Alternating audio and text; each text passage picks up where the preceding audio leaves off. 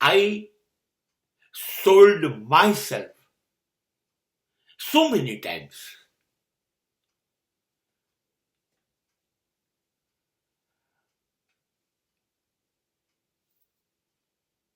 હું વારંવાર વેચાઈ ગયો. વારંવાર મારી કિંમત મારા ભાવ બજારમાં આંકવામાં આવ્યા અને હું લલચાઈ ગયો. મને આટલું બધું મળે છે,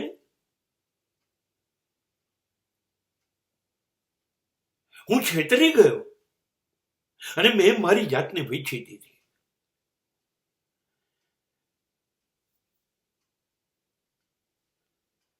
लोग यहां छिप छिप कर बिका करते हैं, शर्त ये है कि मॉल छुपके से बढ़ाया जाए. અહીં બધા જ વેચાય છે, બધા જ.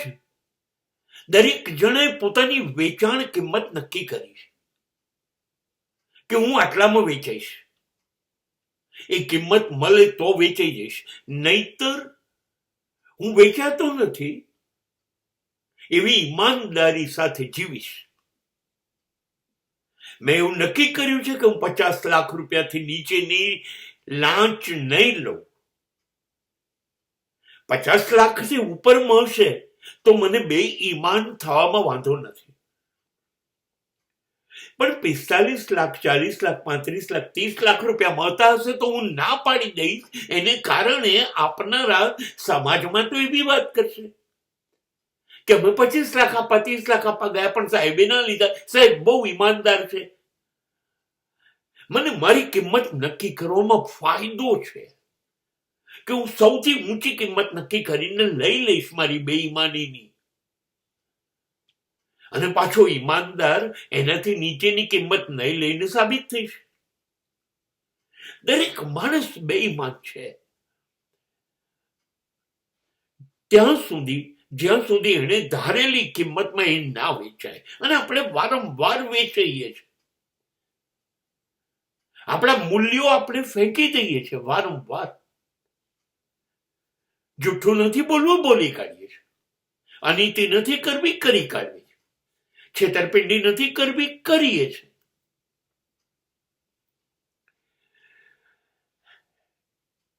વેચાયા વગર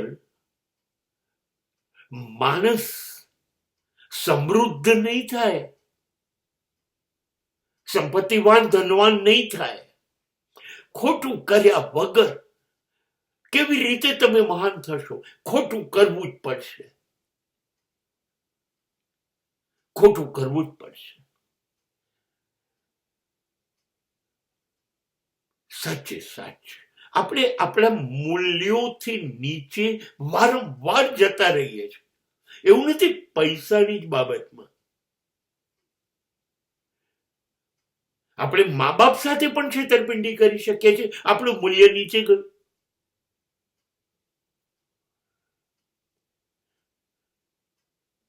આપણે રોજ સાંજે બાર સમાજની અંદર જલસા કરીને પાછા આવીએ છીએ ત્યારે થોડીક બેવફાઈ નથી કરી હોતી પત્ની તરીકે, એની સામે આપણે ઉભા રહી શકીશું. ત્યારે કેવા ઈમાનદાર પતિ થઈ જઈએ, અને ત્યારે મૂલ્યો કેટલી વખતે નીચે પડ્યા આપણા આખા દિવસમાં. આ વેચાયા કહેવાય. એવો કયો માણસ છે જેને સુંદર અદ્ભુત સ્ત્રીને જોઈ અને મનમાં ન વિચાર્યું ન હોય? આ તમારું મૂલ્ય નીચે પડ્યું, તમે વેચાયા.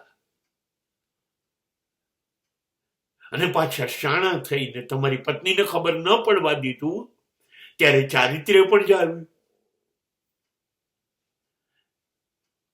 આવું બને છે. 7 કલાકનો પગાર લીધા પછી 4.5 કલાક કામ કરીએ તો 2.5 કલાકની મફત મજૂરી કે પગાર લીધો કે નહીં? માણસ વારે ઘડીએ વેચાય છે, એક દિવસમાં અનેક વાર.